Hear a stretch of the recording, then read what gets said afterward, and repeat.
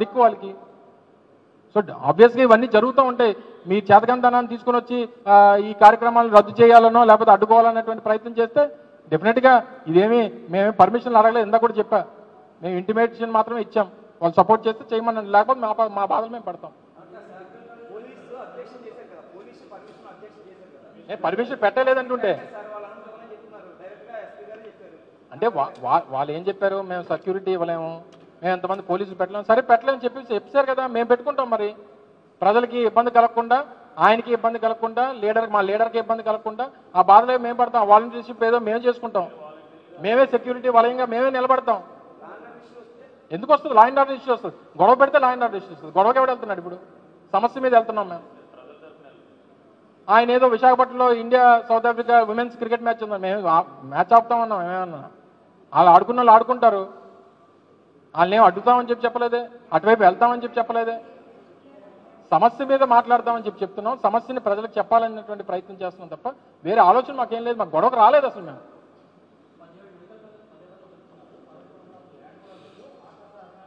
ఇవన్నీ అందుకనే చెప్పాను కదా, ఇవన్నీ కూడా రాష్ట్రంలో తాగుబోతులు, తిరుగుబోతులు, పొగరబోతులు మాట్లాడుతున్నారు ఇవన్నీ. సో వారందరికీ ఇది సమాధానం. లేదు అని అంటే ఏం చెప్తాం? నేను లేదు అని, నర్సీపట్నంలో లేదన్నారు, తీసుకెళ్ళి చూపించాం మీకు. రేపు జగన్మోహన్ రెడ్డి గారు చూపిస్తారు. పాడేరులో లేదన్నారు, పాడేరులో ఉంది. పులివెందుల్లో లేదన్నారు, పులివెందుల్లో అసలు మాకు సీట్లే అవసరం లేదని రాశారు. సో అందుకని లేవని ఎవరంటున్నారో వారికి చూపించడానికే జగన్మోహన్ రెడ్డి గారి పర్యటనలు. సో దయచేసి అవకాశం ఇస్తే ప్రజలకు వాస్తవాలు అనేటువంటిది తెలుస్తాయనేటువంటిది మా ఉద్దేశం. Thank you.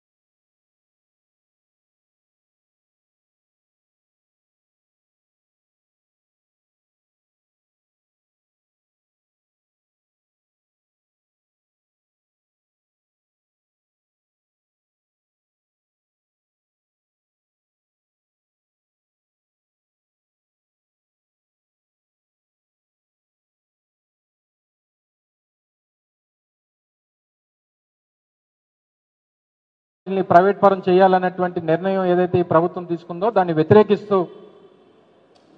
ప్రజల ఆకాంక్షలకు వ్యతిరేకంగా తీసుకున్నటువంటి నిర్ణయాన్ని నిరసిస్తూ వారు సందర్శించి ప్రజలను ఉద్దేశించి మాట్లాడాలని చెప్పి ఒక కార్యక్రమాన్ని పార్టీ రూపొందించింది.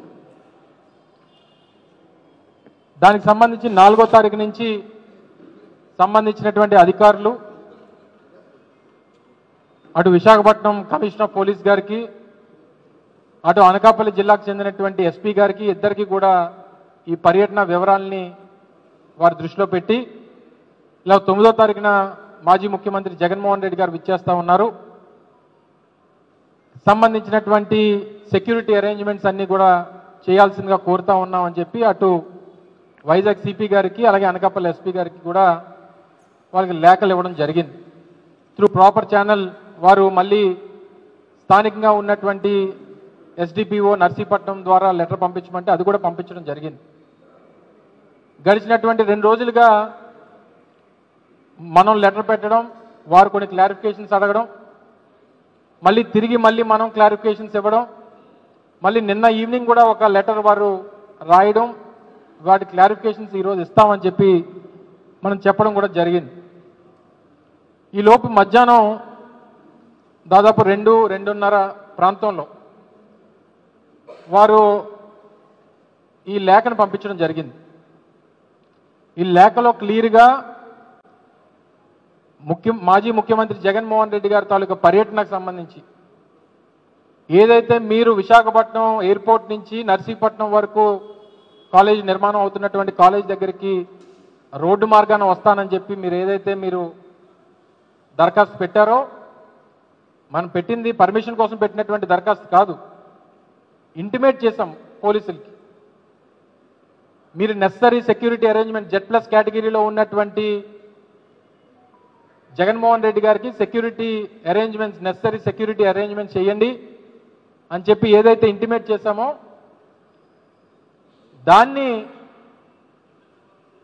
దానికి మేము పర్మిషన్ ఇవ్వట్లేదు అని చెప్పి ఈరోజు మధ్యాహ్నం 2 గంటలకు చేసి ఈ లేఖ నర్సీపట్నం ఎస్డిపిఓ నుంచి ఈ లేఖ రావడం జరిగింది. అయితే వేరే ఆల్టర్నేటివ్ రోడ్ వాళ్ళు ఫస్ట్ రాసినటువంటి పాయింట్ ఏంటంటే విశాఖపట్నం నుంచి నిర్మాణంలో ఉన్నటువంటి నర్సీపట్నంలో ఉన్నటువంటి మెడికల్ కాలేజ్ వరకు 63 కిలోమీటర్లు ఉంది. ఇటు నేషనల్ హైవే 16 కానీ స్టేట్ హైవే 38 కానీ ఇదంతా కూడా నేషనల్ హైవే స్టేట్ హైవేస్ ఉన్నాయి కాబట్టి ప్రజలకు ఇబ్బంది కలుగుతుందేమో అన్నటువంటి ఉద్దేశంతో అన్నట్టు ఒక పాయింట్ రాశారు. సరే చెప్పండి, వేరే ఆల్టర్నేటివ్ రోడ్ చెప్పానండి. విశాఖపట్నం నుంచి మాకవారపాలెం వెళ్ళడానికి ఈ రోడ్డు కాకుండా వేరే రోడ్డు ఒక Z+ కేటగిరీ ఉన్నటువంటి ఒక నాయకుడు, ఈ రాష్ట్రానికి మాజీ ముఖ్యమంత్రి, ప్రజానాయకుడు జగన్మోహన్ రెడ్డి గారిని ఇక్కడి నుంచి అక్కడ తీసుకెళ్ళడానికి వేరే ఆల్టర్నేట్ రోడ్ చెప్పానండి డిపార్ట్మెంట్ని. రెండో పాయింట్లో ఏం రాస్తారంటే జగన్మోహన్ రెడ్డి గారు ఈ రూట్లో వస్తున్నటువంటి క్రమంలో వేలాది మంది రోడ్ల మీదకి వచ్చేటువంటి దానికి అవకాశం కనబడతా ఉంది. అనేక జంక్షన్స్లో పెద్ద ఎత్తున జనాలు వచ్చి వారికి స్వాగతం పలికేటువంటి అవకాశం కనిపిస్తూ ఉంది. మా అంచనా ప్రకారం 65,000 మంది వస్తారన్నటువంటిది పోలీస్ డిపార్ట్మెంట్ రాసిచ్చింది. 65,000 మంది. ఒక సామాన్యమైన, మాకు తెలిసి మేము అనేక సమావేశాలు అనేక సభలు మేము నిర్వహించాం, కానీ మేము 65,000 మందిని మొబిలైజ్ చేసినటువంటి పరిస్థితులు ఎప్పుడూ లేవు. ఏదైనా ప్రభుత్వంలో ఉంటే బస్సులు తేవచ్చు, ప్రభుత్వంలో ఉంటే ఆటోలు ఇస్తారు, ఆర్టీసీ బస్సులు ఇస్తారు, ప్రైవేట్ వాళ్ళు బస్సులు ఇస్తారు, మొబిలైజ్ చేసుకునేటువంటి దానికి అవకాశం ఉంటుంది. కానీ ప్రతిపక్షంలో ఉన్నటువంటి ఒక నాయకుడు ఒక పర్యటనకు వస్తూ ఉంటే 65,000 మంది వస్తారన్నటువంటిది పోలీస్ శాఖే చెప్తా ఉందనంటే ఇది జగన్మోహన్ రెడ్డి గారి మీద అభిమానంతో పాటు ఈ రాష్ట్రంలో ఉన్నటువంటి ప్రభుత్వం మీద వ్యతిరేకత అనేటువంటి విషయాన్ని కూడా గమనించమని చెప్పి కోరుతా ఉన్నా. ఎవరి తరం కాదు 65,000 మందిని తీసుకురావడం. ఒక నియోజకవర్గం నుంచి మహా అయితే ఒక 10,000 మందినో 5,000 మందినో తరలించడం అంటే ఏదో బాధపడి తీసుకురాగలం.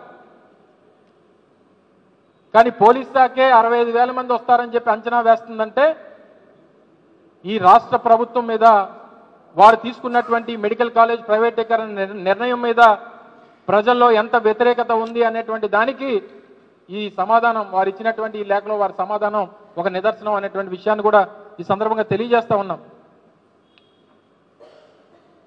మూడో పాయింట్, మేము ఇంతమంది పోలీసుని 63 కిలోమీటర్ల మేర మేము పోలీసుని డిప్లాయ్ చేయడం అనేటువంటిది మా వల్ల కాదు. చాలా షార్ట్ పీరియడ్, ఈ సమయంలో మేము పోలీసుని డిప్లాయ్ చేయలేము అనేటువంటిది మూడో పాయింట్. చెప్పండి, గడిచినటువంటి 15 మాసాల్లో అనేక పర్యటనలు జరిగాయి జగన్మోహన్ రెడ్డి గారు రాష్ట్రంలో.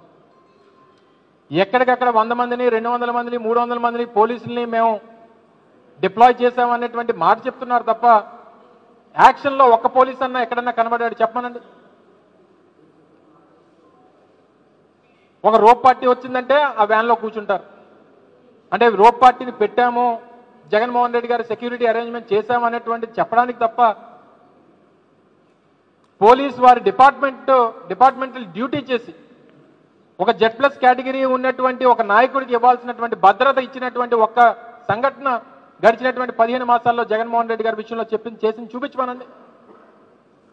రాప్తాడు వెళ్తే హెలిప్యాడ్ దగ్గర మొత్తం జనాన్ని వదిలేశారు.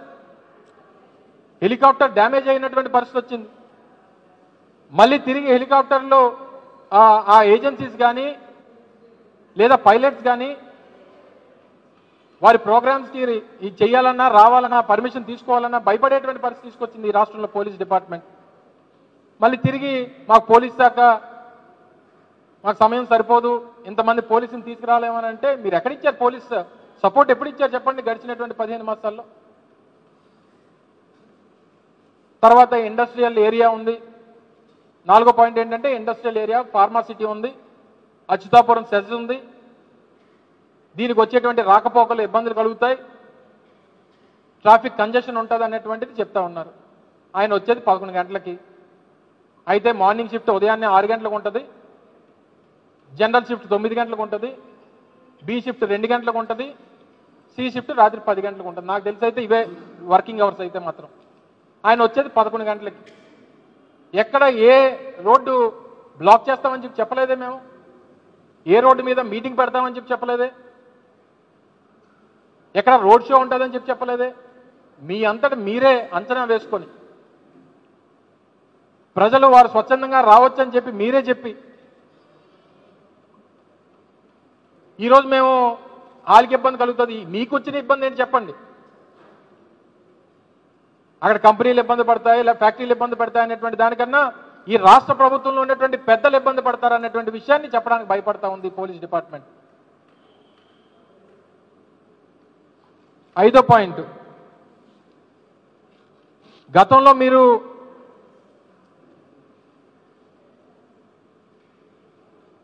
ఏదైతే కాలేజ్ విజిట్ చేసి అక్కడ ప్రెస్ మీట్ పెట్టి ప్రజలను ఉద్దేశించి మాట్లాడతారని చెప్తున్నారో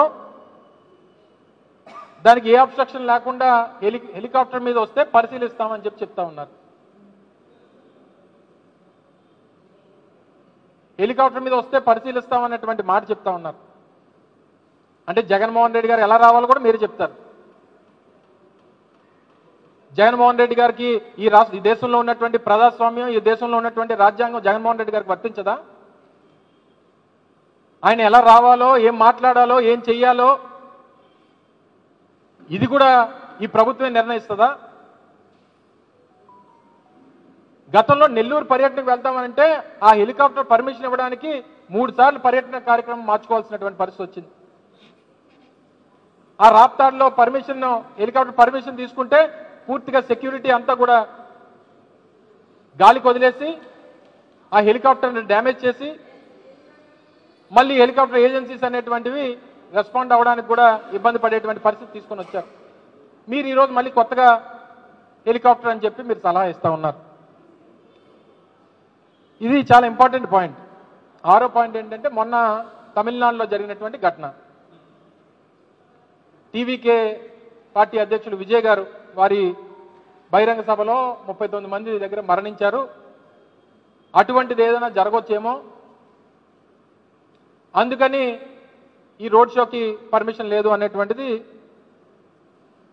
వారు 6వ పాయింట్గా రాశారు. చంద్రబాబు నాయుడు గారు కందుకూరు వెళ్ళి 9 మందిని చంపేసినా, లేదా మంగళగిరి వెళ్ళి 3 చంపేసినా,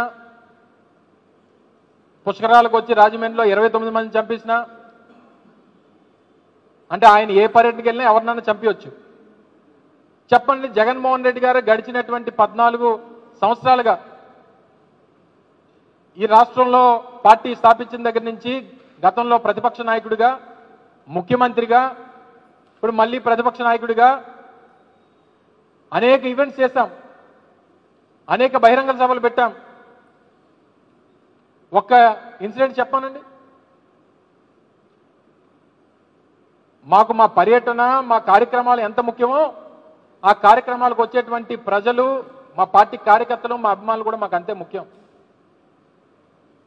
మీకున్నటువంటి జాగ్రత్తల కన్నా మాకు ఇంకా ఎక్కువ జాగ్రత్తలు తీసుకుంటాం మేము. మీరు ఎక్కడో ఏదో జరిగింది, ఆ జరిగింది మళ్ళీ ఇక్కడ జరగవచ్చు, అందుకని మేము పర్మిషన్ ఇవ్వట్లేదని అంటే, ఇదే ప్రతిపక్ష నాయకుడు, ఇదే చంద్రబాబు నాయుడు గారు ప్రతిపక్ష నాయకుడిగా ఉన్నప్పుడు ఇంతమందిని పొట్టన పెట్టుకొని, ముఖ్యమంత్రిగా ఉన్నప్పుడు పొట్టన పెట్టుకొని, అయినప్పటికీ కందుకూరులో ఇన్సిడెంట్ అయినప్పటికీ ఎక్కడ ఇన్సిడెంట్ బేస్ చేసుకొని మనం ఏదో రాజకీయం చేస్తున్నాం అనేటువంటి ఉద్దేశంతో అనుకుంటారని ఆ రోజు మా ప్రభుత్వం పర్మిషన్స్ ఇచ్చింది, జాగ్రత్తలు తీసుకోమని చెప్పాం. అయినా సరే జాగ్రత్తలు తీసుకున్నటువంటి పరిస్థితులు లేవు ఆ రోజు. ఒకవేళ ఇదే జరిగితే రేపు రాజమండ్రి పుష్కరాలు మళ్ళీ ఉన్నాయి. రేపు 2027 2027లో పుష్కరాలు ఉన్నాయి. ఎలా మానిమనండి చంద్రబాబు నాయుడు గారిని. మళ్ళీ అక్కడ కూడా తొక్కిసలాట అయిపోద్ది, ఏదన్నా అయిపో. గతంలో నేను ఒక 29 మంది చంపేశాను, మళ్ళీ నేను వెళ్తే మళ్ళీ చచ్చిపోతారు, మళ్ళీ నా షూటింగ్ కోసం, నా డైరెక్షన్ కోసం, నా వీడియోల కోసం, నా రీల్స్ కోసం, నేను నా పబ్లిసిటీ కోసం వెళ్తే మళ్ళీ ప్రజలు చచ్చిపోతారేమో, నేను వెళ్ళడం మానేస్తానని చెప్పి స్టేట్మెంట్ ఇవ్వమని చంద్రబాబు నాయుడు గారు. అంటే మీకు ఒక రాజ్యాంగం, ఈ రాష్ట్రంలో సామాన్యమైనటువంటి ప్రజలకి, ప్రతిపక్షాలకి ఒక రాజ్యాంగం. దాంతోపాటు 7వ పాయింట్, గతంలో జగన్మోహన్ రెడ్డి గారు పర్యటనకు వెళ్ళినప్పుడు 2-3 ఇన్సిడెంట్స్ జరిగినాయి. ఈ 2-3 ఇన్సిడెంట్స్ని మీకు ఉదాహరణగా చెప్తున్నామని చెప్పి రాశారు. మళ్ళీ మాకు సూచనలు ఏ రాశారు? ప్రకాశం జిల్లా పొదిలిలో పొగాకు రైతుల్ని వారు కలవడానికి, వారి ఇబ్బందులు తెలుసుకోవడానికి వెళ్ళినప్పుడు స్టోన్ పెల్టింగ్ అది జరిగింది, కొంతమంది పోలీసులు, కొంతమంది సివిలియన్స్ గాయపడ్డారనేటువంటిది రాశారు. ఎవరిస్తారండి రాళ్ళు? ఆ రోజు నల్ల బెలూన్స్ పట్టుకొని ఇదే తెలుగుదేశం పార్టీ కార్యకర్తలు జగన్మోహన్ రెడ్డి గారి కాన్వాయ్ మీద, మా పార్టీ కార్యకర్తల మీద రాళ్లు రువ్వినటువంటి మాట వాస్తవం కదా? దానికి ఇదే మీ పోలీస్ శాఖ వారికి అండగా నిలబడినటువంటి మాట వాస్తవం కదా? మా పర్యటన, మా కార్యక్రమాన్ని, మా ప్రజలను ఉద్దేశించి మేము చేస్తున్నటువంటి కార్యక్రమాల గురించి మా నాయకుడు వస్తుంటే మధ్యలో ఇటువంటి యాంటీ సోషల్ ఎలిమెంట్స్ని తెలుగుదేశం పార్టీ వాళ్ళు ఎంకరేజ్ చేసి వారి పార్టీ వాళ్ళని పంపించి మా పార్టీ నాయకుల మీద, కార్యకర్తల మీద రాళ్ళు రూపించి తిరిగి అదేదో మేం చేసినట్టు రాస్తే ఎలాగా? చేయండి, ఎంక్వైరీ చేయండి. అలాగే రెంటపాలెంలో వెహికల్స్కి పర్మిషన్స్ ఇచ్చాం. ఎన్ని వెహికల్స్కి? 3 వెహికల్స్కి 100 మందికి పర్మిషన్స్ ఇచ్చాం. చాలామంది ప్రజలు వచ్చారు. ఎవరో ఒక వ్యక్తి చనిపోయారు అనేటువంటిది రాశారు. ఎవరి నిర్లక్ష్యం వల్ల చనిపోయారు? ఇదే మీ పోలీస్ శాఖ ఏం చెప్పింది? ముందు రోజు ఏం చెప్పింది? మరుసటి రోజు ఏం చెప్పారు? ఎవరి నిర్లక్ష్యం వల్ల జరిగింది?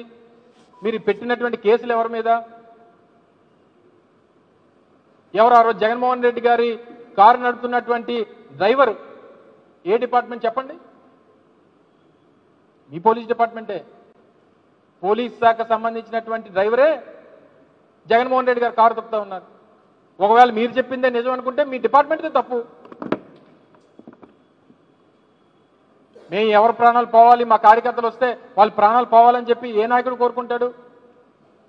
ఆ సవాళ్ళ మీద రాజకీయం చేసేటువంటి తత్వం ఈ చంద్రబాబు నాయుడు గారికే ఉంది. అదొక ఇన్సిడెంట్ చెప్పారు. మన బంగారుపాలెంలో మార్కెట్ యార్డ్ దగ్గరికి హెలిప్యాడ్ స్టాంపేడ్ అయ్యింది. ఆ రోజు నేషనల్ చిత్తూరు బెంగళూరు హైవే మీద ట్రాఫిక్ కంజెషన్ అయిందని చెప్పి రాశారు. ఇక్కడ బంగారుపాలెం చిత్తూరు డిస్ట్రిక్ట్ వెళ్ళినప్పుడు ఆ రోజు చిత్తూరు బెంగళూరు నేషనల్ హైవే మీదకి అసలు జగన్మోహన్ రెడ్డి గారి తాలూకా కాన్వాయే వెళ్ళలేదు. చిత్తూరు బెంగళూరుకు సంబంధించినటువంటి నేషనల్ హైవే కానుకుని ఉన్నటువంటి సర్వీస్ రోడ్లో జగన్మోహన్ రెడ్డి గారి తాలూకా కాన్వాయ్ వెళ్ళింది. ఇన్ఫ్యాక్ట్ ఆ రోజు అక్కడ ఉన్నటువంటి ఎస్పీ వచ్చి మీరు నేషనల్ హైవే మీదకి వచ్చేయండి అని చెప్పి రిక్వెస్ట్ చేసినా సరే ఎక్కడ నేషనల్ హైవే మీదకి వెళ్తే ట్రాఫిక్ కంజెషన్ ఉంటుందని చెప్పి ఆ రోజు జగన్మోహన్ రెడ్డి గారే సర్వీస్ రోడ్లో వెళ్ళమని చెప్పి ఆదేశించి సర్వీస్ రోడ్లో వెళ్ళాం. మరి ఆ రోజు మీ పోలీస్ డిపార్ట్మెంటే మీ ఎస్పీలే నేషనల్ హైవే మీద వెళ్ళమని చెప్పి ఈరోజు ఇదే మీ పోలీస్ డిపార్ట్మెంటే ఈరోజు నేషనల్ హైవే మీద వద్దు స్టేట్ హైవే మీద వద్దు అని చెప్పి మీరు లేఖలు రాస్తే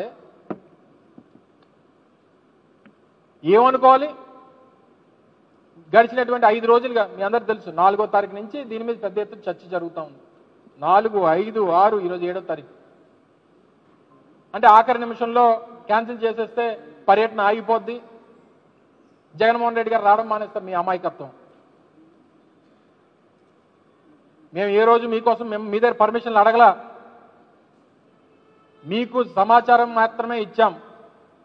జగన్మోహన్ రెడ్డి గారు విశాఖపట్నం వస్తున్నారు, విశాఖపట్నం నుంచి నర్సీపట్నంలో నిర్మాణం అవుతున్నటువంటి మెడికల్ కాలేజ్ విజిట్ చేస్తూ ఉన్నారు, అక్కడ పత్రికా సమావేశం పెట్టి ప్రజలను ఉద్దేశించి మాట్లాడతారన్నటువంటి సమాచారాన్ని కావాల్సినటువంటి సెక్యూరిటీ అరేంజ్మెంట్ చేయమని మాత్రమే మిమ్మల్ని రిక్వెస్ట్ చేసాం తప్ప మా నాయకుడు వస్తున్నాడు మీరు పర్మిషన్ ఇవ్వండి అని చెప్పి మిమ్మల్ని ఎవరు అడగలేదు.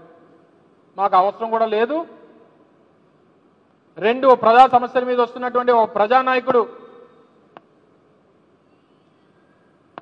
ఈ ప్రభుత్వం తీసుకున్నటువంటి ప్రజా వ్యతిరేక నిర్ణయాల్ని ప్రశ్నించడానికి వచ్చినప్పుడు ఎవరు పర్మిషన్ కావాలండి?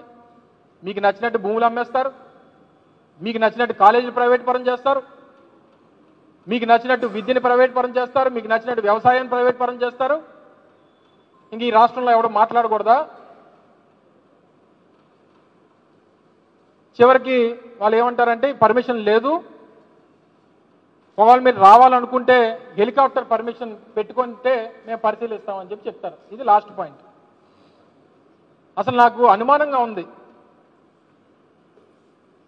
ఇన్ని రోజులు హెలికాప్టర్ పర్మిషన్ లేదన్నారు కొన్ని కార్యక్రమాలకి, ఇప్పుడు కొత్తగా హెలికాప్టర్ మీద వస్తే పర్మిషన్ ఇస్తామంటే మాకు ఎందుకో అనుమానంగా ఉంది. నాకు వ్యక్తిగతమైనటువంటి నా తాలూకా అభిప్రాయం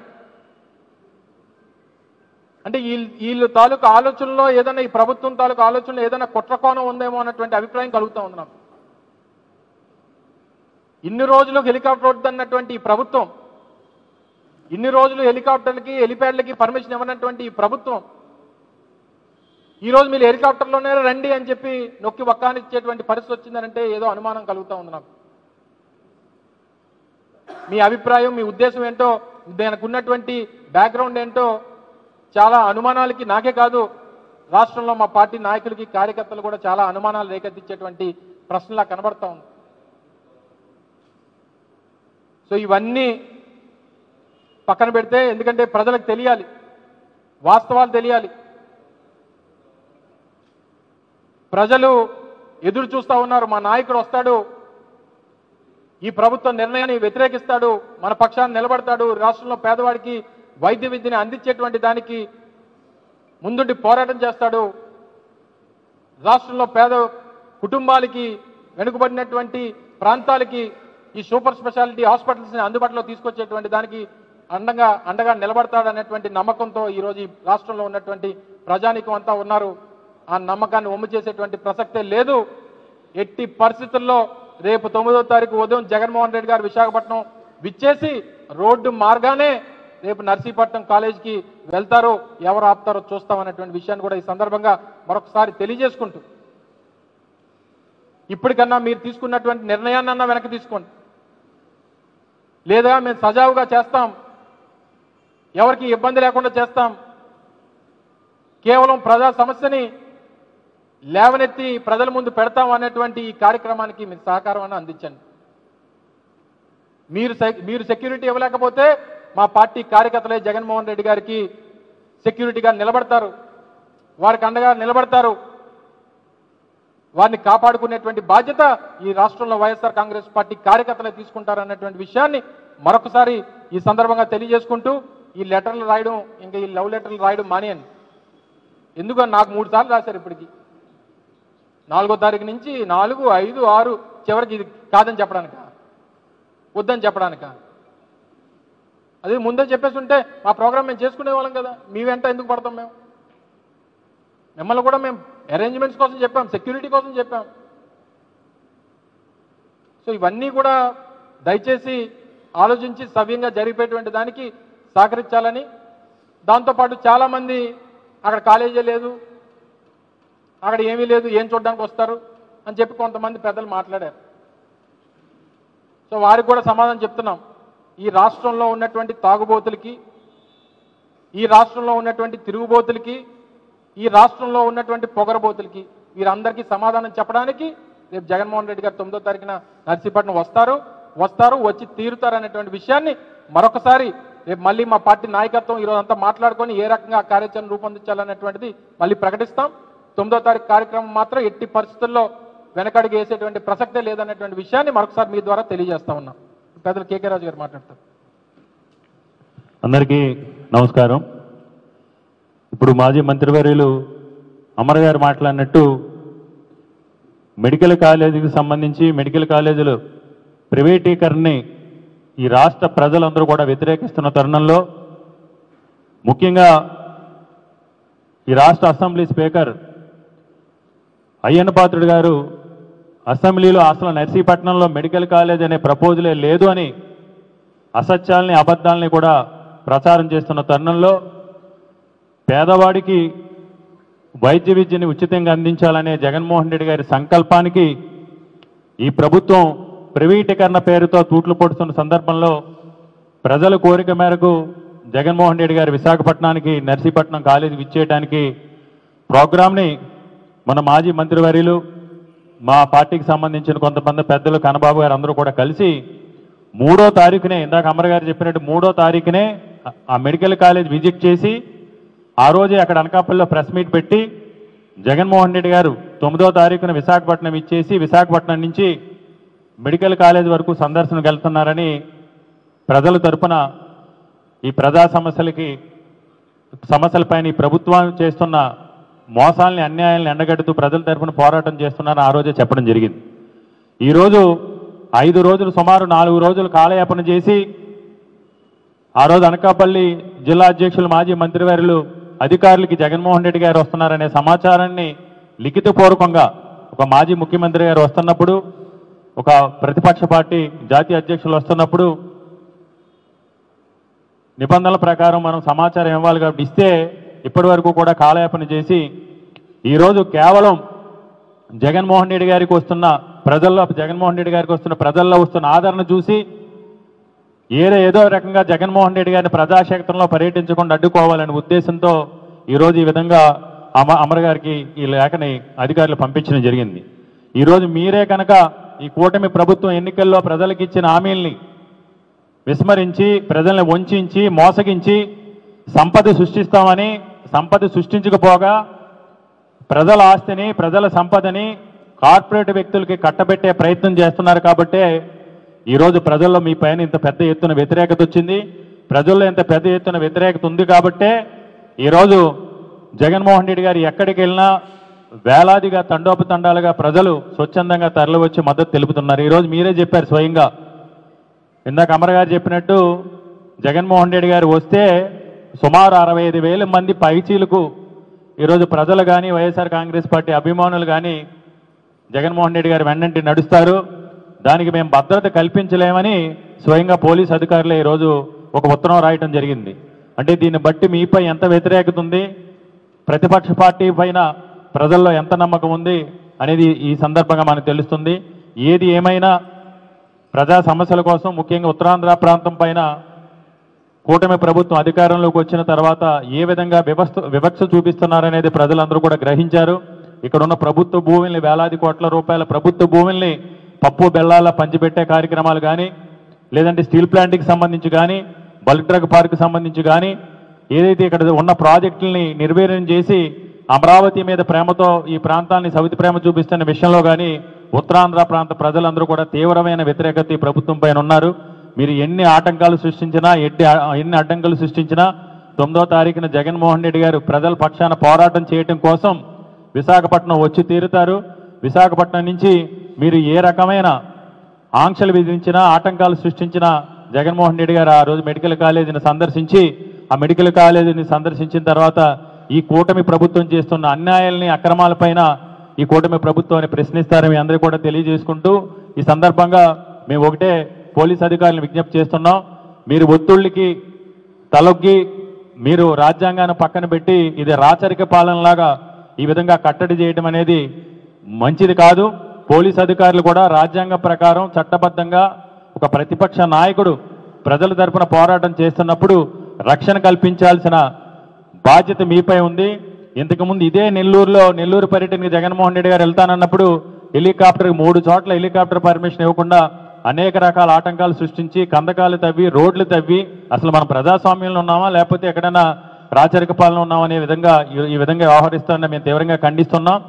ఏది ఏమైనా జగన్మోహన్ రెడ్డి గారు ఇందాక అమర గారు చెప్పినట్టు వచ్చి తీరుతారు. జగన్మోహన్ రెడ్డి గారు వెన్నంటి నడిచి వైఎస్ఆర్ కాంగ్రెస్ పార్టీ కార్యకర్తలు కానీ అభిమానులు కానీ ఆయన కార్యక్రమాన్ని ఎట్టి పరిస్థితుల్లోనూ కూడా మేము విజయవంతం చేస్తామని మీడియా మిత్రుల ద్వారా అందరికీ కూడా తెలియజేస్తున్నాం.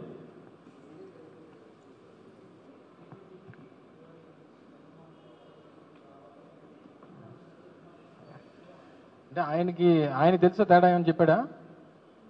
సో మేమేమంటామంటే దాదాపు 500 కోట్ల రూపాయలు పెట్టి నిర్మాణం తలపెట్టినటువంటి మెడికల్ కాలేజీలు 17 మెడికల్ కాలేజీలు కలిపి 8,500 కోట్ల రూపాయలు మా తాలూకు బడ్జెట్ ఆ రోజు దగ్గర 3,000 నుంచి 3,500 కోట్ల రూపాయలు ఖర్చు పెట్టాం. 5 ఖాతమయ్యాయి. మిగిలిన 10 కాలేజీలు నిర్మాణంలో ఉన్నాయి. ఇందులో మీరు గమనించాల్సింది ఏంటంటే మీ ద్వారా ప్రజలను కోరేది ఏంటంటే దయచేసి మెడికల్ కాలేజ్ అనేటువంటిది ఒకటే ఆస్పెక్ట్ కాదు. ఇందులో మెడికల్ కాలేజ్తో పాటు టీచింగ్ హాస్పిటల్ అనేటువంటిది మేజర్ ఇష్యూ. ఇందులో teaching hospital in the sense super speciality hospital. ఎక్కడైతే మనం ఈ 500 కోట్ల రూపాయలు పెట్టి ఒక సూపర్ స్పెషాలిటీ హాస్పిటల్లో అటాచ్డ్ విత్ మెడికల్ కాలేజ్ కడుతున్నామో ఆ సూపర్ స్పెషాలిటీ హాస్పిటల్లో అక్కడ ఉన్నటువంటి పరిసర ప్రాంతాల్లో ఉన్నటువంటి ప్రజలకి ఉచితంగా వైద్యం అనేటువంటిది టీచింగ్ హాస్పిటల్ ద్వారా అందుతుంది. ఎప్పుడు గవర్నమెంట్ పరిధిలో ఉంటే రేపు ప్రైవేటైజ్ అయ్యి పీపీపీ కింద అదే టీచింగ్ హాస్పిటల్ ప్రైవేట్ పరం చేతిలో ఉంటే 66 సంవత్సరాలు ఫ్రీగా ఎంఆర్ఐ చేస్తాడా, ఫ్రీగా స్కానింగ్ చేస్తాడా, ఫ్రీగా బ్లడ్ టెస్ట్ చేస్తాడా? లేకపోతే రేపు జగన్మోహన్ రెడ్డి గారి తాలూకు పర్యటన చూసి వీళ్ళకి ఎవరికైనా బీపీలు వస్తే ఆ బీపీలన్నా ఫ్రీగా చూపించుకునేటువంటి దానికి అవకాశం ఉంటుందా? సో అవేవి కూడా ఉండవు. ఉదాహరణకి సరే ఇవన్నీ నేను రాజకీయంగా పక్కన పెడితే మొన్న కురుపాంలో ఇన్సిడెంట్ అయింది, మీరు అందరూ చూశారు కదా. కురుపాంలో గిరిజన బాలికల తాలూకు ఇన్సిడెంట్ అయింది. నిజంగా అదే పార్వతీపురంలో ఆ రోజు నిర్మాణం తలపెట్టినటువంటి medical college with teaching hospital అక్కడ సూపర్ స్పెషాలిటీ హాస్పిటల్ ఉంటే వాళ్ళు ఈ పరిస్థితి ఉండేదా? ఎక్కడ కురుపాం నుంచి విశాఖపట్నం కేజీహెచ్కి రావాలంటే 3.5 గంటల సమయం పడుతుంది. అదే పార్వతీపురంలో ఉండుంటే ఒక 15-20 నిమిషాల్లో హాస్పిటల్కి వెళ్ళేటువంటి దానికి అవకాశం ఉండేది. ఏది చేసినా సరే ఒక నాయకుడిగా ఆ ప్రాంతంలో పేదవాడికి ప్రజలకి ఉపయోగపడేటువంటి దానికి ఆలోచన చేయాలి తప్ప ప్రైవేట్ వాడికి ఏదైనా లబ్ధి చేకూరితే వాడు మనకి ఏదైనా చేస్తాడు అనుకునేటువంటి ఆలోచన ఉన్నటువంటి ప్రభుత్వం రాష్ట్రంలో ఉన్నందుకు అండ్ ఎప్పుడు కూడా సత్యాలు మాట్లాడినటువంటి అసత్య కుమారులు లాంటి వాళ్ళు క్యాబినెట్లో ఉన్నంత వరకు ఇటువంటివి ప్రచారం చేసి ప్రజల్ని తప్పుదోవ పట్టించేటువంటి ప్రయత్నం చేస్తారు. ప్రజలందరూ కూడా దీని మీద ఎడ్యుకేట్ అయి ఉన్నారు. మెడికల్ కాలేజీల ప్రైవేటీకరణ వల్ల ఈ రాష్ట్రానికి ఎంత అన్యాయం జరగబోతా ఉందో అనేటువంటిది ఈ రాష్ట్రమే కాదు దేశం అంతా కూడా చర్చించుకుంటా ఉంది. ఇప్పటికన్నా నిర్ణయాన్ని వెనక్కి తీసుకోమని చెప్పి వైఎస్ఆర్ కాంగ్రెస్ పార్టీ ప్రజలు అందరూ కూడా డిమాండ్ చేస్తూ ఉన్నారు. స్పెసిఫిక్గా చెప్పు, పర్లేదు. నాకు గుర్తు ఎందుకు ప్రజల్లో తిరుగుబాటు వచ్చింది? చంద్రబాబు నాయుడు గారిని ఆపినప్పుడు ఎందుకు ప్రజల్లో తిరుగుబాటు వచ్చింది? ఆ రోజు విశాఖపట్నం రాజధానిగా ఆ రోజు మా ప్రభుత్వం తాలూకు విధానం అయినప్పుడు నేను విశాఖపట్నం రాజధానికి నేను ఒప్పుకోను అని చెప్తే ఈ ప్రాంతంలో ప్రజలు తిరుగుబాటు వచ్చింది, ఆపారు ఆయన్ని. ఆ రోజు కూడా ఆయన సెక్యూరిటీ మెజర్స్లోనే ఆ రోజు మీరు వెళ్తే కొడతారు సార్, ఇక్కడికి వస్తే ఊర్లోకి మీరు విశాఖపట్నాన్ని వద్దని మళ్ళీ మీరు విశాఖపట్నం వస్తే ఎలా సార్ అని చెప్పి ఆ రోజు రిక్వెస్ట్ చేసి మా పోలీస్ డిపార్ట్మెంటే వెనక్కి పంపించింది. ఈరోజు జగన్మోహన్ రెడ్డి గారు నాకు ఈ ప్రాంతం వద్దు, నాకు నర్సీపట్నం వద్దు, నాకు ఉత్తరాంధ్ర వద్దు అని చెప్పి ఎక్కడ చెప్పలేదే. నాకు ఓన్లీ అమరావతి కావాలని చెప్పి ఎప్పుడైనా చెప్పాడు జగన్మోహన్ రెడ్డి? జగన్మోహన్ రెడ్డి గారు ఎప్పుడు మాట్లాడినా ఉమ్మడి రాష్ట్రంలో ఉన్నటువంటి అన్ని ప్రాంతాలు సమానం అన్నటువంటి ఉద్దేశంతో జగన్మోహన్ రెడ్డి గారు ఉండేవారు. ఆయన అందరూ స్వాగతిస్తారు. సో ఏది ఏమైనప్పటికీ ఈ ఇన్సిడెంట్ ఇప్పుడు వస్తున్నటువంటి ఇష్యూ అనేటువంటిది ప్రజా సమస్య కాదు చెప్పండి. సో ఈ ఇష్యూ అనేటువంటిది ఈరోజు సామాన్యుల్లో పెద్ద ఎత్తున చర్చ జరుగుతూ ఉంది. సో దాని మీద ప్రతిపక్షంగా మా బాధ్యత. దాని గురించి మాట్లాడడానికి వీల్లేదు, దాన్ని చూడడానికి వీల్లేదు అని అంటే ఇది ప్రజాస్వామ్య కాదా అనేటువంటిది ప్రజలు నిర్ణయిస్తారు త్వరలో మళ్ళీ. Thank you.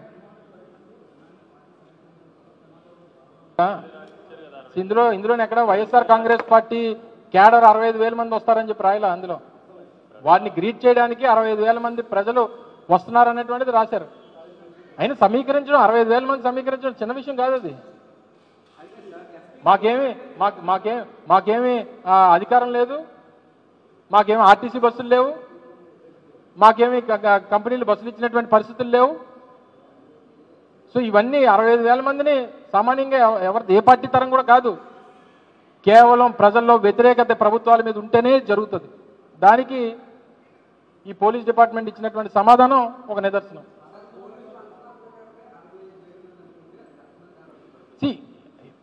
నేను నిన్న మొన్న కూడా చెప్పాను, జగన్మోహన్ రెడ్డి గారు వచ్చినప్పుడు ఎంతమంది వస్తారనేటువంటి దానికి ఆ డిపార్ట్మెంట్ల తాలూకా ఓకే వదిలేస్తున్నాం.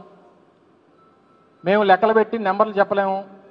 మరి గతంలో చంద్రబాబు నాయుడు గారు ఏమన్నా ఎంతమంది వస్తారు ఏమైనా పేర్లు రాసి ఇచ్చేవారేమో మాకు తెలియదు. కానీ జగన్మోహన్ రెడ్డి గారు లాంటి ప్రజానాయకుడు, పోరాట యోధులు లాంటి వ్యక్తిత్వం ఉన్నటువంటి వ్యక్తి జగన్మోహన్ రెడ్డి గారు. అటువంటి నాయకుడు వచ్చినప్పుడు చూడడానికి, కలవడానికి, బాధలు చెప్పుకోవడానికి అనేక సమస్యలు ఉన్నాయి. స్టీల్ ప్లాంట్ ఉంది, బల్క్ డ్రగ్ పార్క్ ఉంది, షుగర్ ఫ్యాక్టరీ ఉంది, మెడికల్ కాలేజీలు ఉన్నాయి. ఇలాగ అనేక ఇష్యూస్ ఈ ప్రాంతంలో ఉన్నాయి. చెప్పుకునేదానికి బోల్డ్ ఎంత ఉంది. రోడ్డు మీద మొన్న స్ట్రీట్ హాకర్స్ రోడ్ల మీద 40,000 మందిని రోడ్డు పాలు చేశారు. సో ఇలాగే అనేక ఇష్యూస్ ఉన్నాయి. వీళ్ళందరూ తిరుగుబాటు వచ్చినప్పుడు ఎవరి దగ్గరికి వెళ్తారు? ఆయన జగన్మోహన్ రెడ్డి గారు ఒకరే వారికి దిక్కు వాళ్ళకి. సో ఆబ్వియస్గా ఇవన్నీ జరుగుతూ ఉంటాయి. మీ చేతకంతనాన్ని తీసుకుని వచ్చి ఈ కార్యక్రమాలను రద్దు చేయాలనో లేకపోతే అడ్డుకోవాలనేటువంటి ప్రయత్నం చేస్తే డెఫినెట్గా ఇదేమి మేమే పర్మిషన్లు అడగలేదు. ఇందాక కూడా చెప్పా, మేము ఇంటిమేషన్ మాత్రమే ఇచ్చాం. వాళ్ళు సపోర్ట్ చేస్తే చేయమని, లేకపోతే మా బాధలు మేము పడతాం. చెప్పారు మేము సెక్యూరిటీ ఇవ్వలేము, మేము ఎంతమంది పోలీసులు పెట్టలేము. సరే పెట్టలేము చెప్పారు కదా, మేము పెట్టుకుంటాం. మరి ప్రజలకి ఇబ్బంది కలగకుండా, ఆయనకి ఇబ్బంది కలగకుండా, మా లీడర్కి ఇబ్బంది కలగకుండా ఆ బాధలే మేము పడతాం. వాలంటీర్షిప్ ఏదో మేము చేసుకుంటాం. మేమే సెక్యూరిటీ వలయంగా మేమే నిలబడతాం. ఎందుకు వస్తుంది? లా అండ్ ఆర్డర్ ఇష్యూ వస్తుంది. గొడవ పెడితే లా అండ్ ఆర్డర్ ఇష్యూ వస్తుంది. గొడవకి ఎవడు వెళ్తున్నాడు? ఇప్పుడు సమస్య మీద వెళ్తున్నాం మేము. ఆయన ఏదో విశాఖపట్నంలో India south Africa women's cricket match ఉందని మేము మ్యాచ్ ఆపుతామన్నాం. ఏమన్నా వాళ్ళు ఆడుకున్న వాళ్ళు ఆడుకుంటారు. వాళ్ళని ఏం అడ్డుతామని చెప్పలేదే, అటువైపు వెళ్తామని చెప్పలేదే. సమస్య మీద మాట్లాడతామని చెప్తున్నాం. సమస్యని ప్రజలకు చెప్పాలనేటువంటి ప్రయత్నం చేస్తున్నాం తప్ప వేరే ఆలోచన మాకేం లేదు. మాకు గొడవకు రాలేదు అసలు. మేము